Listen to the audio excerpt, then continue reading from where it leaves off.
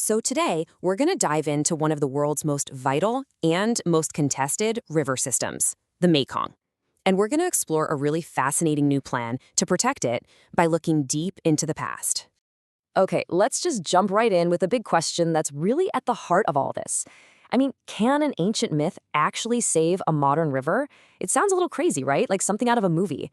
But this is a very, very real idea for a river that, you have to remember, supports the lives of millions and millions of people. So to really get our heads around this plan, you've got to meet the star of the show, the Naga. In the traditions all across Southeast Asia, the Naga isn't just a mythical serpent. It's believed to be the living, breathing spirit of the water itself. And look, this is really important. We're not just talking about some old bedtime story here. The Naga is this incredibly powerful symbol that ties the entire region together.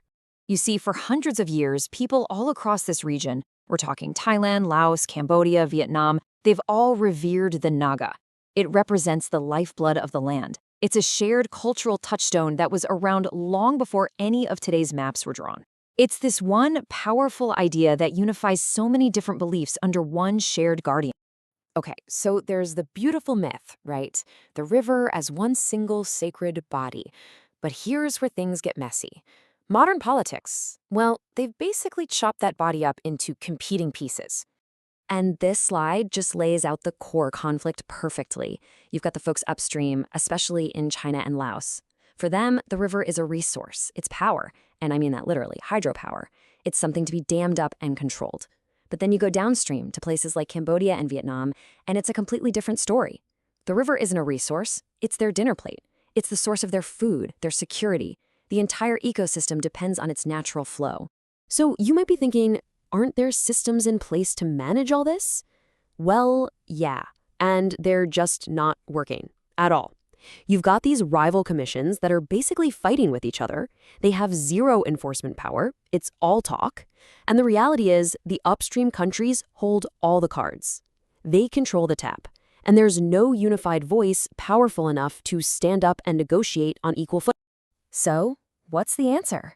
How do you even begin to fix a mess this big?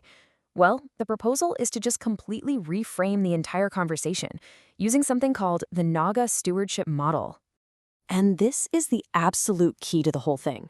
It's a massive shift in how we think about the river. The model says, hey, the Mekong isn't just a resource to be carved up and sold off.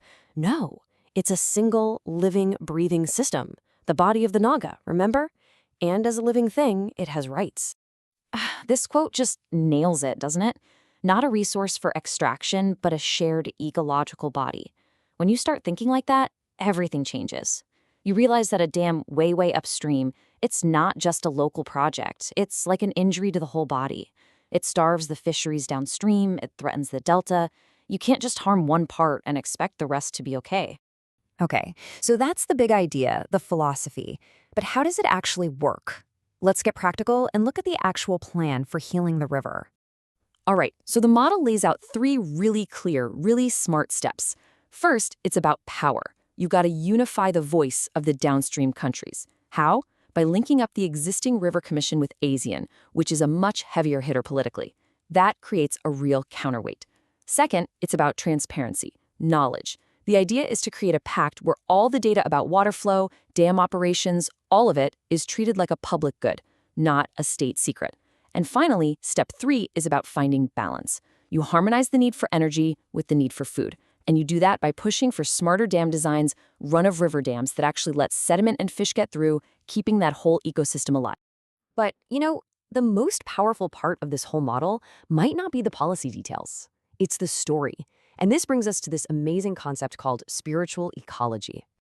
I mean, seriously, think about it. You can give someone a 300-page scientific report on sediment flows. And it's super important, for sure. But is anyone going to get fired up about that? Probably not. But a story about protecting the sacred body of the Naga, that is something people can connect with. It taps right into their culture, their identity. It turns protecting the river from this dry, technical problem into a shared, almost spiritual responsibility. And that really leaves us with a fascinating final thought, doesn't it? When we face these huge environmental challenges, Our first instinct is to look to science, to technology, and we need those, of course. But what if some of the most powerful tools we have aren't in our labs, but are hiding in plain sight, in our oldest stories, just waiting for us to tell them again? So it makes you wonder, what stories does your part of the world hold that could do the same thing?